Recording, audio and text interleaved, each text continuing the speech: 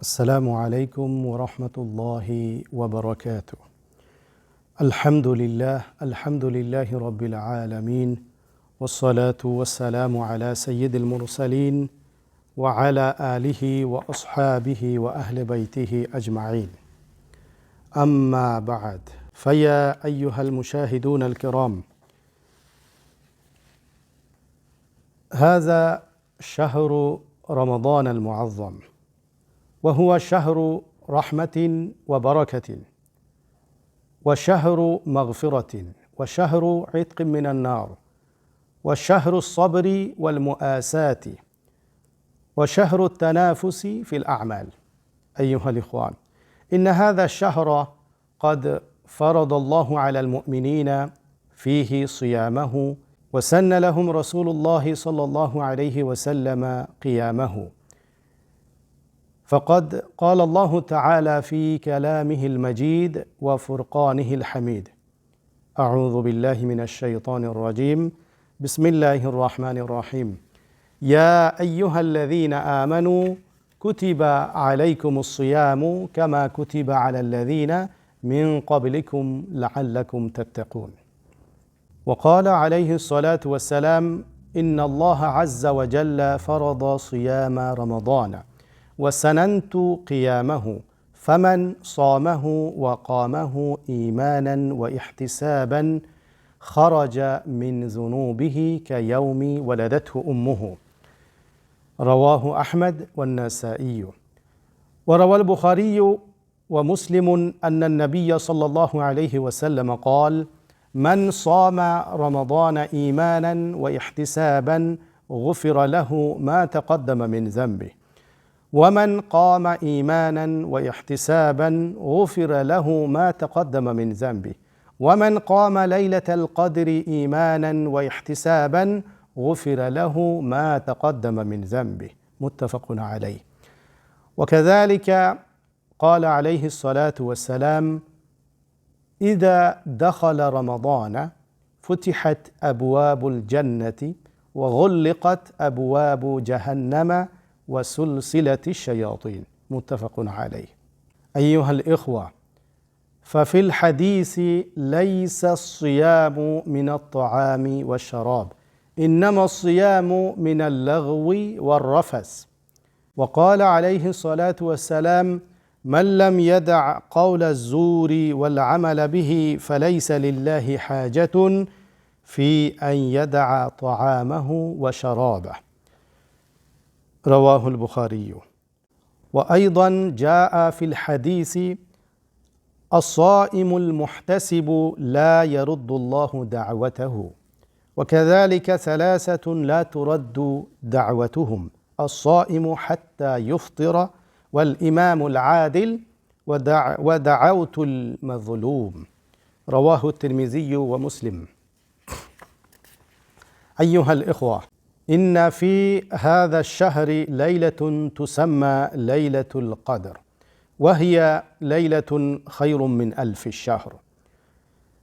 وقال الله تعالى في سورة القدر: إنا أنزلناه في ليلة القدر وما أدراك ما ليلة القدر، ليلة القدر خير من 1000 الشهر.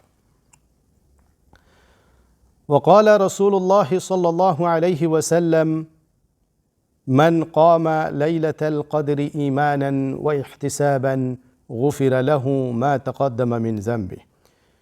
وقال عليه الصلاة والسلام: تحروا ليلة القدر في الوتر من العشر الأواخر من رمضان، من العشر الأواخر من رمضان.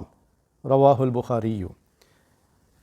أيها المشاهدون الكرام، وإن الاعتكاف سنة مؤكدة في العشر الأواخر من رمضان، وللاعتكاف فضائل ومسائل. ومن الفضائل ما قال عليه الصلاة والسلام: من اعتكف يوما ابتغاء وجه الله جعل الله بينه وبين النار 3 خنادق أبعد مما بين الخافقين.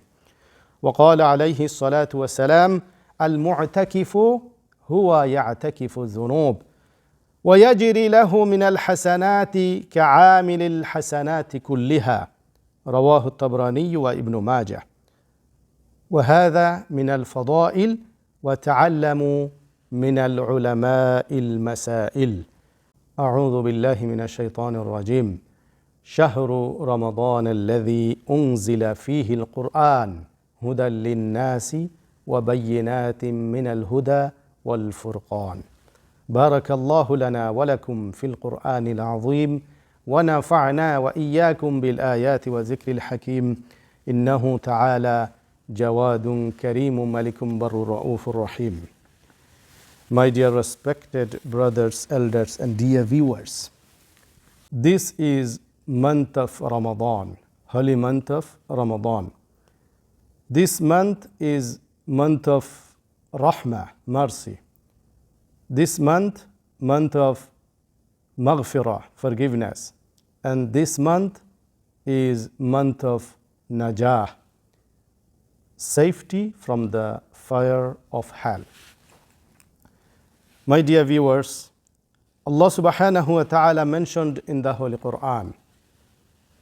I have recited a few minutes ago. Allah subhanahu wa ta'ala says, يا أيها الذين آمنوا كتب عليكم الصيام كما كتب على الذين من قبلكم لعلكم تتقون.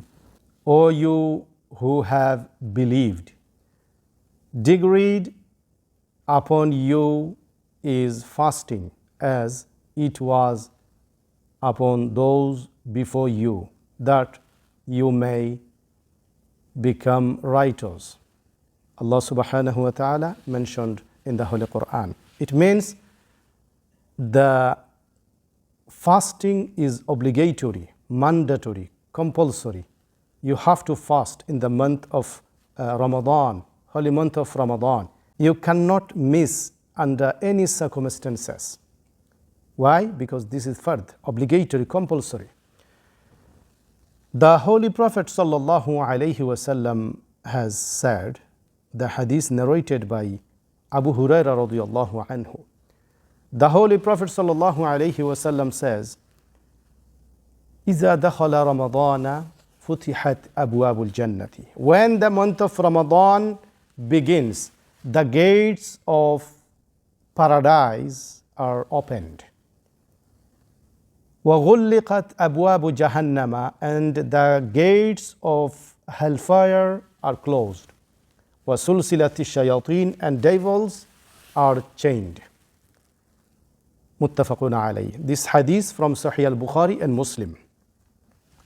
So the paradise are opened for us. So what should we do in the holy month of Ramadan? Do good deeds. If you want to go to paradise, or if you want to stay into the paradise, then you have to do good deeds. Because Allah subhanahu wa ta'ala mentioned in the Holy Quran, fi Surah Al-Kahf, Allah mentioned, إِنَّ الَّذِينَ آمَنُوا وَعَمِلُوا الصَّالِحَاتِ. What's the meaning of وَعَمِلُوا الصَّالِحَاتِ? Good deeds. So if you perform good deeds, if you do good deeds, then you can go to paradise. You can stay into the paradise. كَانَتْ لَهُمْ جَنَّاتُ الْفِرْدَوْسِ نُزُلًا. Highest place in Jannah, Jannatul Firdaus. You can stay there. Yes, Allah subhanahu wa ta'ala mentioned like that.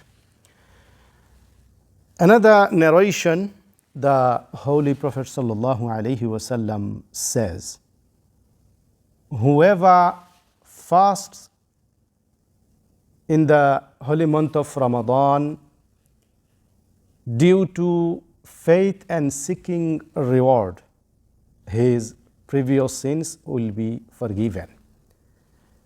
من صام رمضان إيمانا واحتسابا غفر له ما تقدم من ذنبه ومن قام إيمانا واحتسابا غفر له ما تقدم من ذنبه. Whoever stands in prayer in the holy month of Ramadan, stands in prayer month of Ramadan, it means Salatul Tarawih, Tarawih prayer, Tahajjud prayer.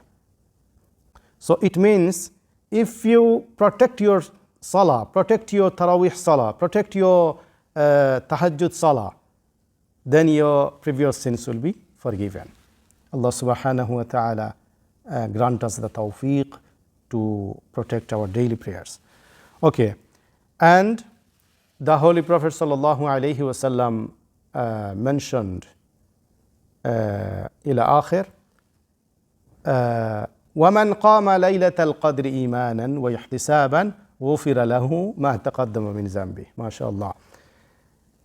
Whoever stands in night of degree, night of Qadr, Laylatul Qadri, night of degree, due to faith and seeking reward, his previous sins will be forgiven as well. Alhamdulillah.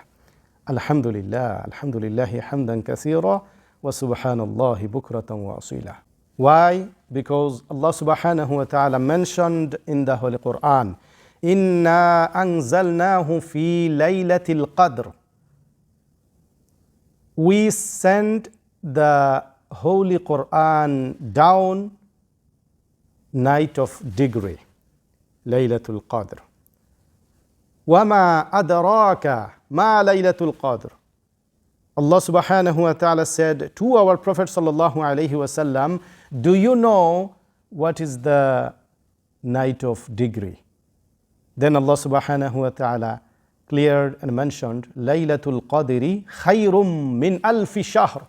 Night of degree is better than 1,000 months. Subhanallah. Subhanallah. Night of degree, night of Qadr, Laylatul Qadr is better than 1,000 months. Subhanallah.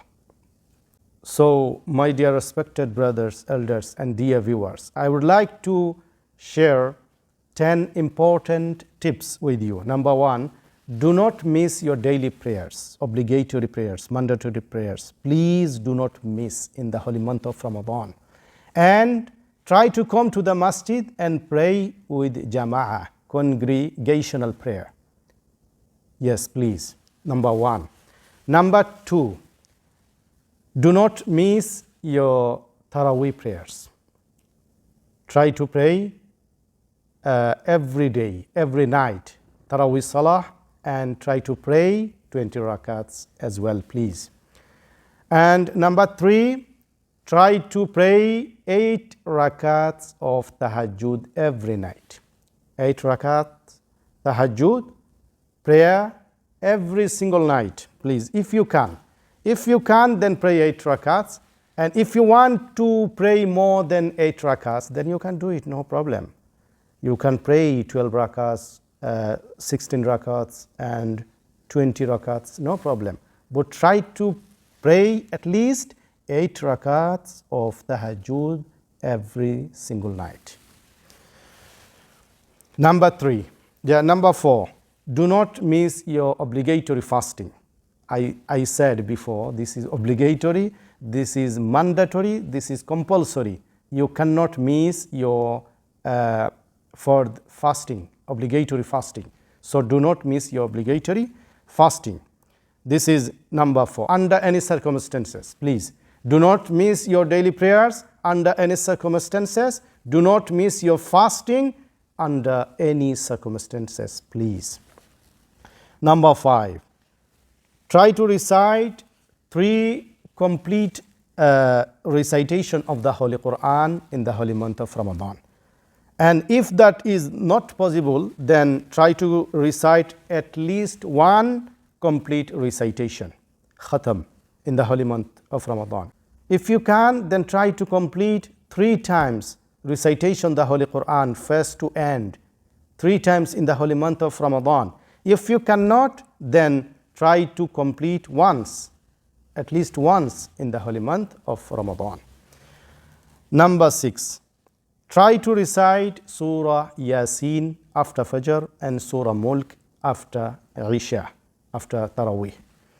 Number 7, try to recite Durood Sharif, peace and blessings on the Holy Prophet sallallahu alaihi wasallam, more and more, at least 200 times. If you can, then 200 times. And if you want to more recitation Durud Sharif on the Holy Prophet sallallahu alaihi wasallam, it is very good. It is very good. Number 8, try to recite after Fard Salah. After Fard Salah, try to recite 33 times Subhanallah, 33 times Alhamdulillah, 33 times Allahu Akbar. Then you can say, La ilaha illallah, wahdahu la sharika la, lahul mulku wa lahul hamd, wa huwa ala kulli shayin qadir. Number 9, try to talk less, but never lie under any circumstances. It means when you speak, do not lie. When you speak, do not lie. Number 10, refrain from backbiting. Stay far away from backbiting. This is very, very important, my brothers. Stay far away from backbiting. Number 11, refrain from swearing. Number 12, stay away from quarrels and disputes. And last one, number 13, make dua every day, every Fard Salah. Make dua. Oh Allah subhanahu wa ta'ala, I am big sinner. I am big sinner. Please forgive me, because you are mercy. You are most gracious. You are forgiver. So please forgive me, Ya Rab, and forgive my parents, forgive my children, forgive my relatives. Make dua. Make dua as much as you can every day. This is very important, my brothers, etc. May Allah subhanahu wa ta'ala grant us all the tawfiq to do good deeds and protect us from the all evil deeds. Ameen. দেশ এবং বিদেশের যেখান থেকে আমার আজকের এই দার্সে হাদিস শরীফের আলোচনা দেখতেছেন, সবার প্রতি আন্তরিক শুভেচ্ছা এবং মোবারকবাদ। আমরা এমন একটি মাস অতিক্রম করতেছি যে মাসটা হলো রহমতের মাস, মাগফিরাতের মাস এবং নাজাতের মাস। এই মাসে আল্লাহ সুবহানাহু ওয়া তাআলার পক্ষ থেকে অসংখ্য অগণিত রহমত নাজিল হয়। অসংখ্য অগণিত গুনাহগারদেরকে আল্লাহ সুবহানাহু ওয়া তাআলা ক্ষমা করে দেন এবং অসংখ্য অগণিত গুনাহগার বান্দা এবং বান্দীদের জাহান্নাম থেকে মুক্তির ফয়সালা করেন।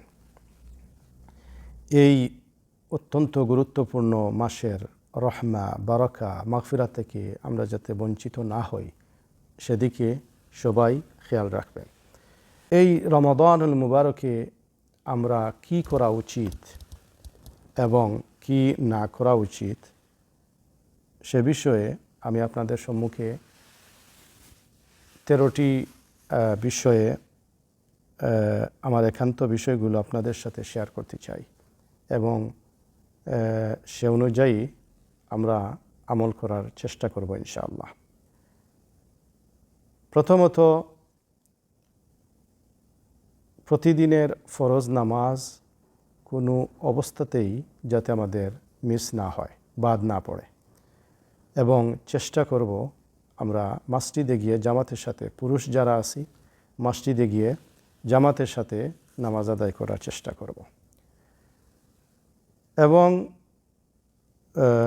দ্বিতীয়ত হলো তারাবির নামাজ আমরা মিস করব না। তারাবির নামাজের যত্ন নিব, তারাবির নামাজ পড়ার চেষ্টা করব, আদায় করার চেষ্টা করব এবং 20 রাকাত তারাবিহ নামাজ আদায় করার চেষ্টা করব ইনশাআল্লাহ। 3 নম্বর, তাহাজ্জুদের নামাজ আমরা চেষ্টা করব প্রতিদিন রাত্রে 8 রাকাত, কমপক্ষে 8 রাকাত তাহাজ্জুদের নামাজ আদায় করার চেষ্টা করব। 4 নম্বর, কোনো অবস্থাতেই যাতে আমাদের ফরজ রোজা বাদ না পড়ে। কেননা আমি আগেই বলেছি, আমার আরবি বক্তব্যের মধ্যে এবং ইংলিশ বক্তব্যের মধ্যে আমি বলেছি যে এটা অব্লিগেটরি, বাধ্যতামূলক ফরজ রোজা। আল্লাহ কুরআনুল কারীমের মধ্যে ইরশাদ করেছেন, তোমাদের জন্য রমাদানুল মুবারকের ফরজ রোজার বিধান দেয়া হয়েছে। তোমাদের পূর্বেও যারা ছিলেন তাদের উপর ওই বিধান ছিল। সুতরাং এটা আমাদের জন্য কষ্ট মনে হওয়ার কোনো চান্স নাই, কষ্ট মনে হওয়ার কোনো সুযোগ নাই, যেহেতু আল্লাহ সুবহানাহু ওয়া তাআলা এটা আমাদের জন্য ফরজ করে দিয়েছেন, বাধ্যতামূলক করে দিয়েছেন। সুতরাং এই একটি মাস আমাদেরকে কষ্ট করতেই হবে, আর এই কষ্টের মধ্য দিয়েই আমাদের সফলতা রয়েছে, আমাদের সাফল্য রয়েছে। তো কোনো অবস্থাতেই যাতে আমাদের ফরজ রোজা বাদ না পড়ে। 5 নাম্বার, কুরআনুল কারীমের তিলাওয়াত। আমরা চেষ্টা করব এই রমাদানুল মুবারকের ভিতরে 3 খতম কুরআনুল কারীমের তিলাওয়াত করার। প্রথম 10 দিনে 1 খতম, মধ্যম 10 দিনে 1 খতম, শেষের 10 দিনে 1 খতম। এইভাবে যদি সম্ভব না হয় তাহলে অন্তত পক্ষে 1 খতম কুরআনুল কারীম এই রমাদানুল মুবারকে দেওয়ার চেষ্টা করব ইনশাআল্লাহ। 6 নাম্বার, প্রতিদিন চেষ্টা করব ফজরের নামাজের পরে সূরা ইয়াসিন তিলাওয়াত করার এবং ঈশা এবং তারাবিহ নামাজের পরে সূরা মুলক তিলাওয়াত করার চেষ্টা করব।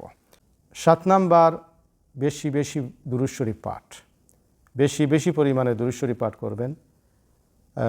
প্রতিদিন 200 বার, অন্তত পক্ষে প্রতিদিন 200 বার দুরূদ শরীফ পাঠ করার চেষ্টা করবেন। অন্যথায় আপনি যদি চান আরও বেশি তিলাওয়াত করতে, অথবা দালাইলুল খায়রাত কিতাব তিলাওয়াত করতে চান, বা অন্যান্য ওজিফার দুরূদ শরীফের ওজিফার কিতাব যেগুলো আছে, যদি আপনি চান খতম পূর্ণ করতে, আপনি তিলাওয়াত করতে পারেন।